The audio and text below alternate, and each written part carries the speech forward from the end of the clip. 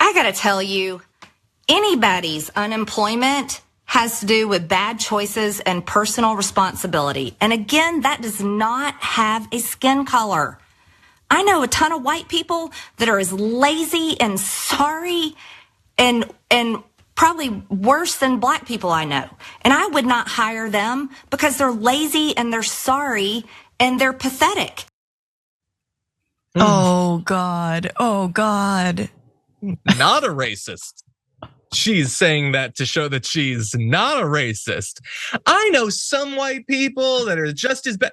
Maybe worse. They're so bad, they're practically black. What? No. Now, to recover from that, she's gonna have to tell us about the racial makeup of her friends. Because did you know she has some friends? Look, again, we get accused, because we're like on the left or whatever, of thinking that you just want to say that everybody on the right is racist or whatever. I don't know. I don't think everybody says stuff like that or believes stuff like that. Like, that was what she was saying when she was already primed to be defensive about the idea that she might be racist. And what came out is there are whites who are as lazy as black people. That is so terrible that it might help explain why she's probably going to make it on my top 10 list later on today of people who should have been kicked out before George Santos from Congress. But anyway, what do you think? I mean, it's so par for the course for conservatives and Republican mindsets where like they literally can say that and they don't think they sound racist. They can completely like, I know a lot of white people who are as terrible as black people. They're just as big as thugs. And you're like, you don't hear yourself? You don't hear? Okay, no, you just and again, it is the air they breathe. It is what they take for granted is their own superiority over black Americans. And this is it, they don't see that as racist, right? They see that as, again, a natural hierarchy that they have a lottery that they've won undeserved and the, misfortune that black Americans just happen to have, right? And this was the same thing that conservative mindset, it's like, they're fine with black people, right?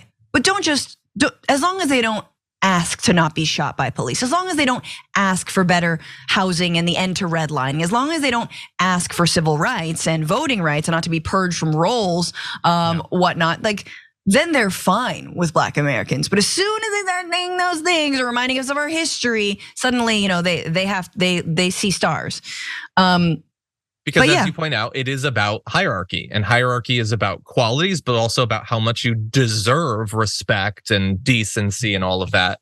Her larger point, of course, there is if you are having trouble in terms of getting work, keeping work, or getting pay, like getting the pay raise you deserve, like all that stuff, that is just on you. You can't blame anyone else, which ignores, of course, that we exist in a context where racial discrimination is one of many forms of discrimination that do hold people back in a lot of different ways. According to the workplace discrimination poll by Monster, 50% of those surveyed report they've experienced age-based discrimination. 40% say they've experienced racial discrimination. There's lots of these. There's gender discrimination. There's sexuality, identity-based discrimination. There's all of this. It's true. I'm sorry that you like the idea that we can just bootstraps, but this is the actual context. There was another study that showed that compared to white applicants for jobs, applicants of color from all backgrounds had to submit about 50% more applications per callback on average. Amazing. Oh God. Just bootstraps. Working, like working that much harder. Like again, just white privilege is just amazing. Like, and it reminds me sort of like there are. Lastly, immigration system where it's like the right loves to like harp on immigrants. You couldn't live a day in the life of someone trying to seek legal asylum in this country, going through the bureaucracy, going through the paperwork, waiting, to say nothing of like the human rights violations, the things that the adversity. You could not live an afternoon in these people's shoes. Same with this. And by the way, welfare recipients, the number one, we all know welfare recipients are white Americans in this country. So put that to rest.